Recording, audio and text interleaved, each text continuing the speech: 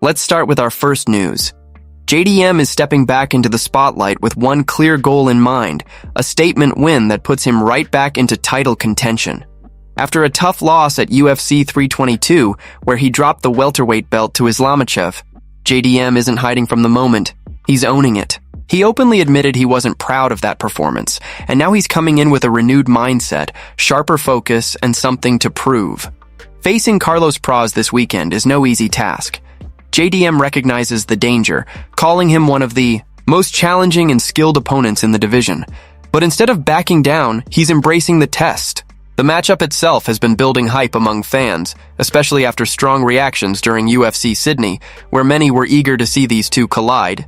Now, it's finally happening, and the stakes couldn't be higher. JDM and his team didn't waste time after the loss. They went back, studied the fight, broke down the mistakes, and focused on key technical improvements.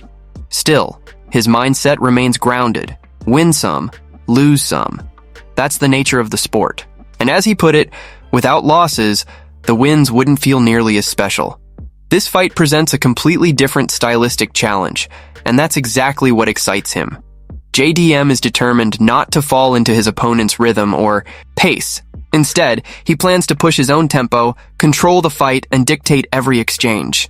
By applying constant pressure and maintaining a high pace, he aims to prevent Carlos from ever getting comfortable inside the octagon. More than anything, this fight is about redemption. JDM wants to walk away proud, knowing he delivered the kind of performance that reminds everyone exactly who he is.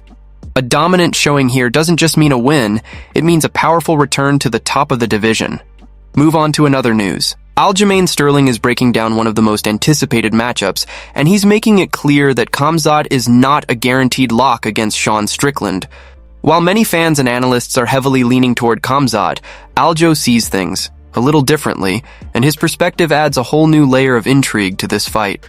According to Aljo, the key factor lies in how the fight plays out in the early rounds. He believes if Strickland can survive that initial storm, things could shift dramatically.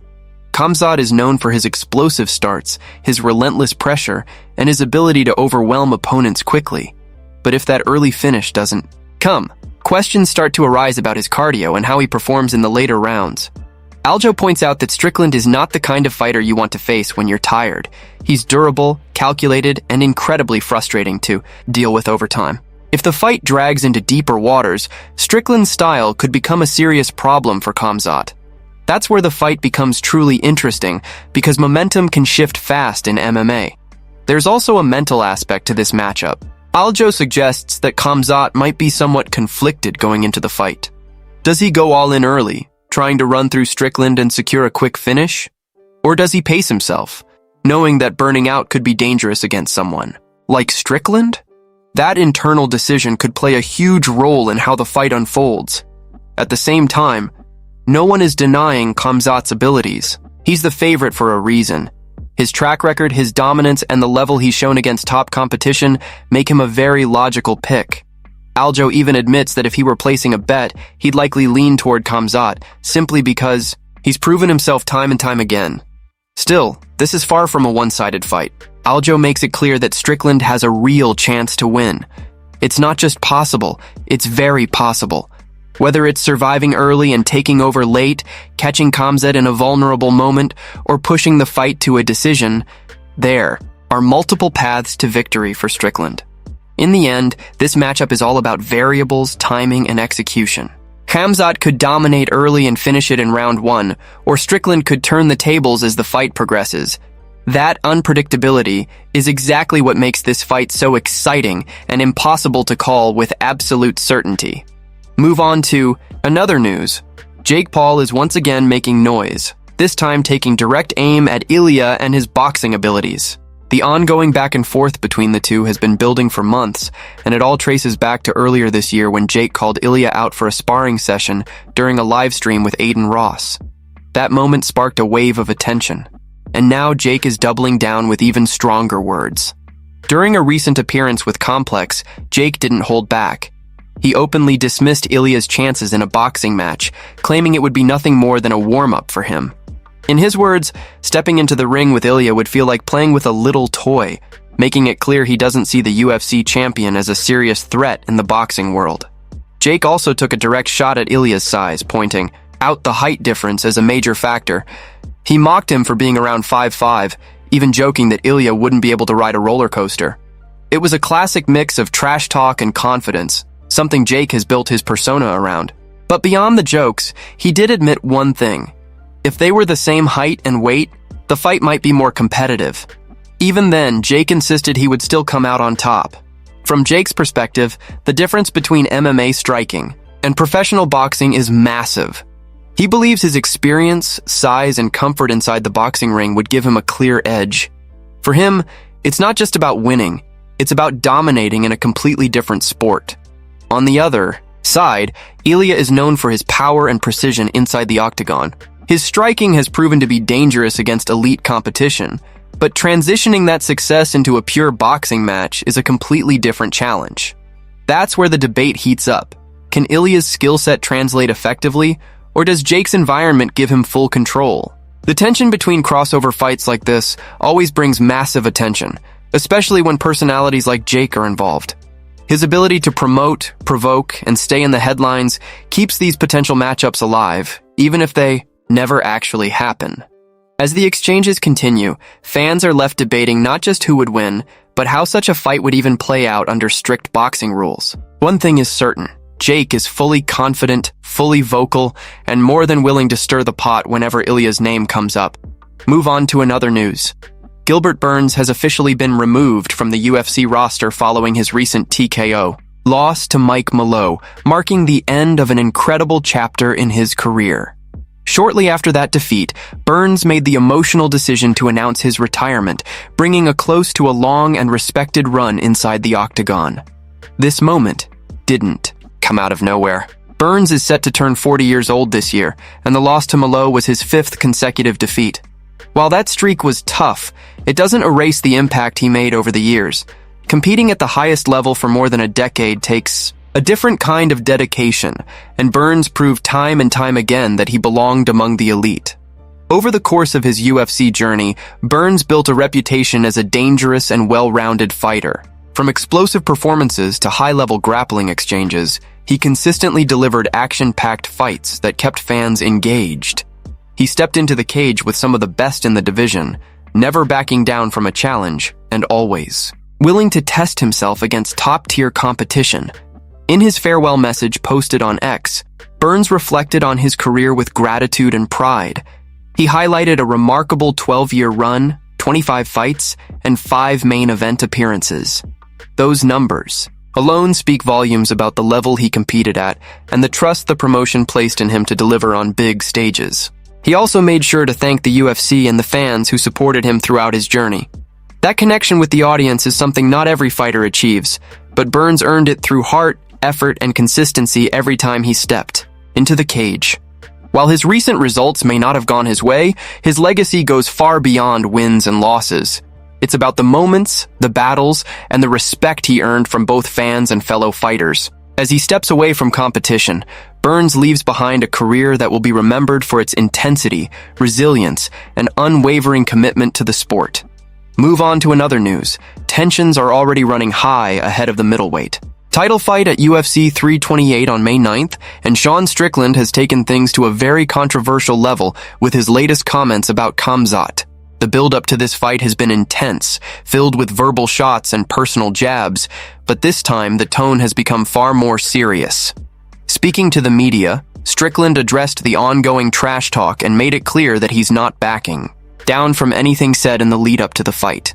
However, he went even further, claiming that if Khamzat and his team were to confront him physically over those comments, he would respond in an extreme way. His words immediately sparked reactions across the MMA community, with many seeing them as crossing a line beyond typical fight promotion.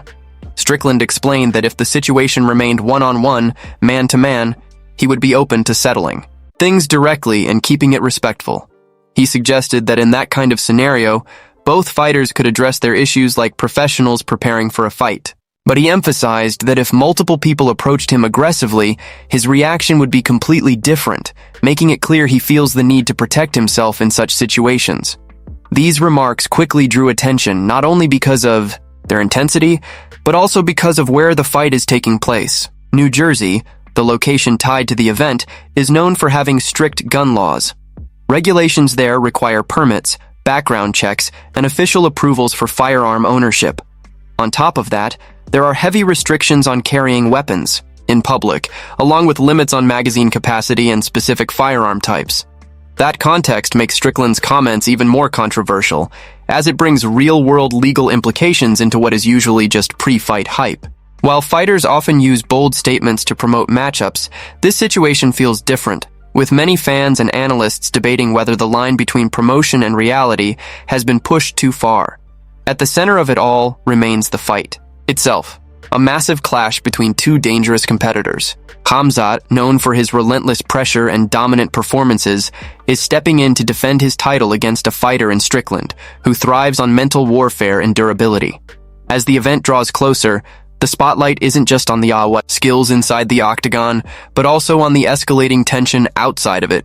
The buildup has become as intense as the fight itself, adding another layer of drama to an already massive showdown. Move on to another news. Ian Garry is adding fuel to the fire as speculation continues to grow about a potential showdown with Islam Makhachev later this summer. What started as a rumor is now starting to feel very real, especially with Garry's recent activity on social media. Reports have been circulating that Garry, not Michael Morales, could be next in line for a massive title opportunity. That alone caught many fans off guard, especially since Morales was recently seen in Vegas with Hunter Campbell, which usually signals something big in the works. But instead of Morales, all signs have suddenly started pointing toward Garry. Things really picked up when Islam and Garry had a brief exchange online. It didn't take long for insiders to suggest that the two could headline a major card in Philadelphia this August. From that moment, the buzz only got louder, with more fans starting to believe this fight might actually happen. Garry then took things to another level with a clever tease on Instagram.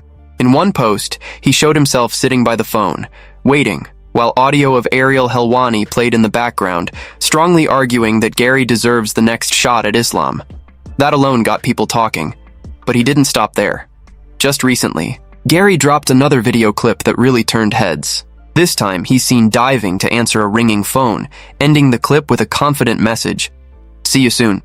It was short, simple, but extremely effective. Fans immediately began speculating that the call he's hinting at could be the official confirmation for the fight. While nothing has been formally announced yet, the signs are becoming harder to ignore. Between the reports, the online exchanges, and Garry's consistent teasing, it's clear that something big could be in motion behind the scenes. A matchup between Garry and Islam would be massive, not just in terms of skill, but also in terms of momentum and storyline. Garry has been building his name with confidence and charisma, while Islam continues to dominate as one of the most complete fighters in the sport. As anticipation continues to build, fans are watching closely for any official confirmation.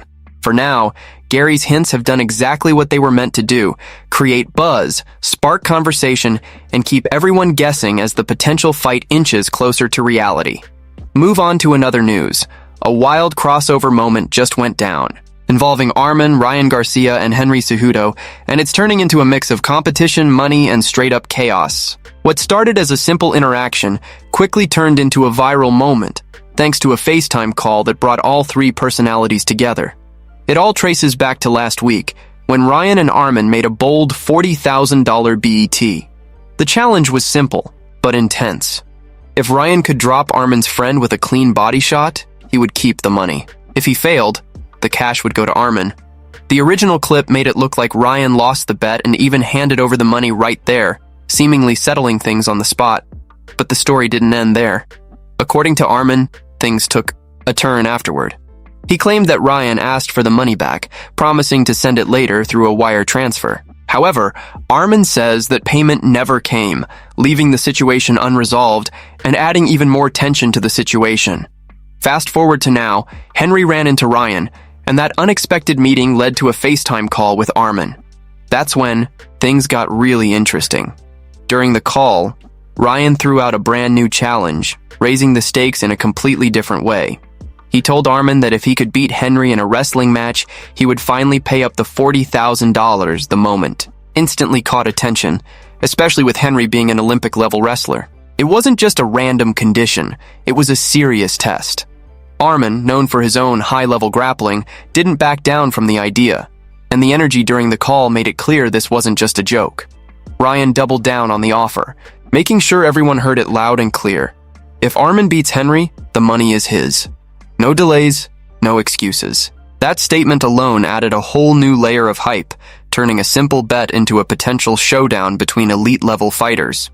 The situation now sits in a strange but exciting place. What started as a body shot challenge has evolved into a possible wrestling clash with real money on the line.